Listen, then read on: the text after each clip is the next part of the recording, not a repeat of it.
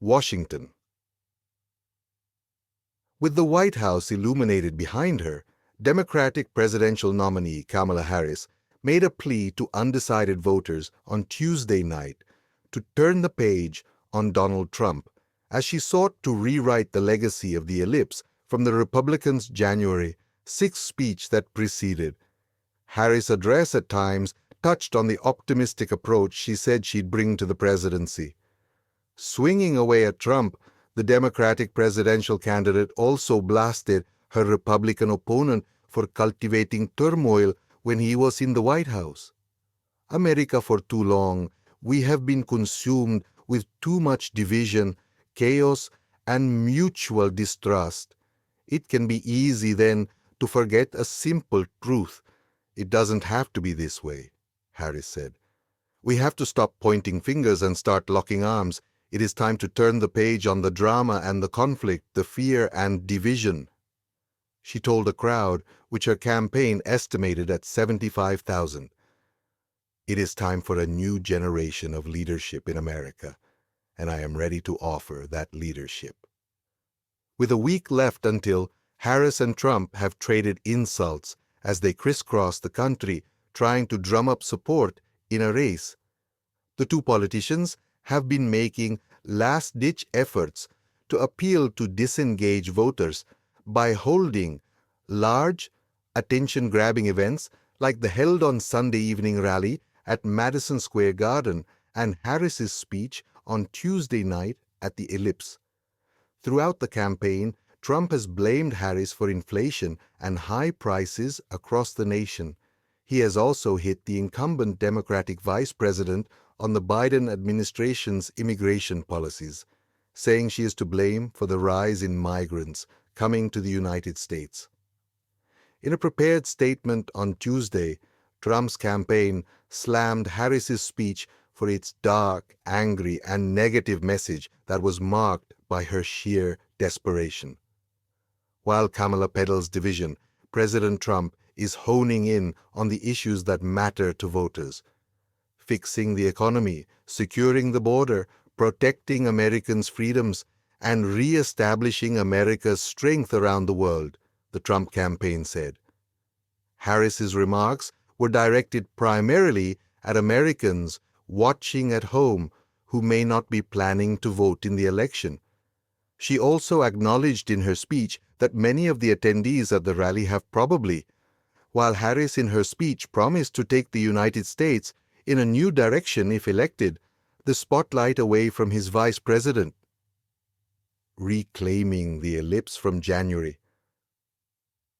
Ahead of her speech, thousands of Harris supporters waited in a line that snaked up and down 15th Street in Washington, D.C., from the National Mall to Pennsylvania Avenue.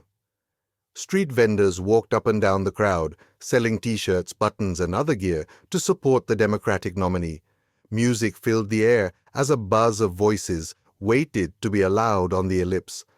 Many attendees wore clothing in support of Harris's candidacy, while others wore shirts that said "Vote" and "Black Lives Matter." Some attendees were dressed up as Harris's signature shoe, Converse. Inside the event, a DJ played songs like Taylor Swift's "Shake It Off" and Jennifer Lopez's "Let's Get Loud." Both artists have endorsed the vice president. The DJ also played a Trump campaign classic, the Village People's YMCA. Volunteers passed out an array of snacks, including cotton candy, Pop-Tarts, and fruit snacks. At the end of the night, volunteers gave away a surplus of cotton candy. Daraja Carroll, 28, lives blocks away from the White House and rode a scooter to the event with her friend Charlie Goodson, 29. Like Harris, Carroll hails from California, the same place Harris first served as District Attorney, San Francisco. And like Harris, Carroll has dreams of being an attorney general one day. "I just couldn't sit on my couch," she said. "I am a black woman attorney. I am a descendant of enslaved people. I am a history buff who knows my family's history. There's so many reasons why I came today to support her. I felt like I couldn't sit at home." 4 years ago, Carroll joined in at a block party at St. John's Lafayette Square Church. the same location Trump cleared out during a Black Lives Matter protest in 2020 after Biden beat Trump. Carroll said at the time, they were reclaiming that space. Now, Harris is reclaiming the ellipse, she said. Because as much as you disrespect the black history in the city, here we are reclaiming it, she said. Being in D.C., like the slaves built this, and so for her to be on this stage in front of these buildings that were built by my ancestors and disrespected by these racist white people, it is special. We do have to reclaim it. Tosha Taylor of Hughesville, Maryland, said Harris's rally is a clear contrast from the Trump rally Americans saw 4 years ago. Taylor, an Air Force and Army veteran, said Harris's event is one that is full of solidarity and love for country and real patriotism. But Trump's January 6th rally was full of hate, Taylor said. This is totally different, the 53-year-old said. Put the two pictures beside each other. You see solidarity, happiness, and joy, and pro-country. The other one is anti-country, trying to overthrow your government. It was full of hate and violence and all kind of crazy stuff and wannabe patriots.